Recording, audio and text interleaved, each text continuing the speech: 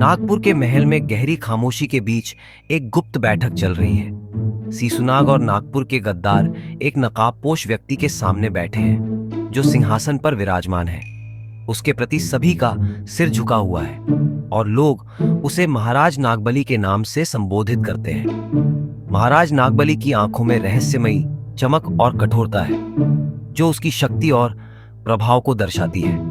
नागबली उन्हें मगध पर आक्रमण की रणनीति समझाता है ताकि वे बिना किसी अवरोध के वहां शासन स्थापित कर सकें। सीसुनाग, जो नागबली के प्रति पूरी तरह से निष्ठावान है, इस योजना में अपने योगदान की प्रतिज्ञा करता है। उसी समय अर्जुन महल के बाहर खड़ा होकर यह दृश्य देख रहा होता है।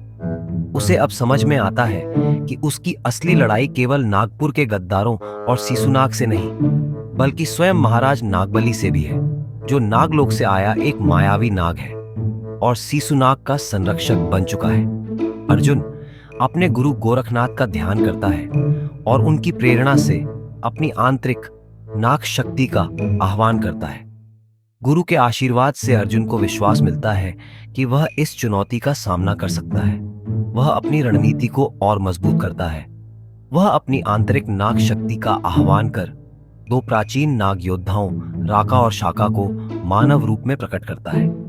ये दोनों विशालकाय नाग योद्धा अर्जुन के सामने प्रकट होते हैं और उसकी आज्ञा के अनुसार मानव रूप में बदलकर युद्ध के लिए तैयार हो जाते हैं। इसके बाद अर्जुन उन्हें अपने साथ मगध ले जाता है और राजकुमारी मोहिनी से उनका परिचय करवाता है। महल में लौटकर अर्जुन राजकुमारी मोहिनी को अपनी असलियत बताता है कि वह वास्तव में नागपुर का राजकुमार है और उसका असली उद्देश्य रानी वीरवती को कैद से मुक्त कर मगध पहुंचाना है। मोहिनी उसकी बात सुनकर उसकी योजना में साथ देने का निर्णय करती है। वे सीसुनाग के नागपुर से बाहर जाने के समय पर हमले की योजना बनाते हैं ताकि महल की सुरक्षा कमजोर हो और गद्दारों को उसकी वापसी की खबर देकर उन्हें विचलित किया जा सके। योजना के अनुसार राका और शाका अपनी अपनी सेनाओं के साथ अलग अलग दिशाओं से हमला करते हैं, जिससे दुश्मनों में भय और भ्रम फैल जाता है। अर्जुन इस अवसर का लाभ उठाकर महल में प्रवेश करता है। अपनी नाग शक्ति से दुश्मनों को परास्त करता हुआ वह उस कक्ष तक पहुंचता है जहां रानी वीरवती को बंदी बनाकर रखा गया है। अर्जुन उन्हें मुक्त कर महल से बाहर निकालने की तैयारी करता है। जैसे ही अर्जुन और रानी वीरवती महल से बाहर निकलते हैं, सीसुनाग को उनकी उपस्थिति का आभास हो जाता है और वह अर्जुन का सामना करने पहुंचता है। दोनों के बीच भयंकर संग्राम होता है जिसमें अर्जुन अपनी चतुराई और शक्ति से सीसुनाग को परास्त कर देता है। सीसुनाग की मृत्यु की खबर क्रूर नागबली तक बिजली की तरह पहुंचती है। उन्हें यह भी मालूम चलता है कि अर्जुन ने महारानी वीरवती को उनके चंगुल से छुड़ाकर ले जाने का साहस किया और उसी वक्त मगध के सैनिकों ने उनके किले पर अचानक हमला कर दिया। लेकिन यह कोई साधारण हमला नहीं था। इस हमले में ऐसे अद्भुत योद्धा शामिल थे जिनमें नागों जैसी अलौकिक शक्तियां थीं। यह सुनते ही नागबली का चेहरा क्रोध से तपने लगा। उसकी आंखों में प्रतिशोध की ज्वाला जल उठी।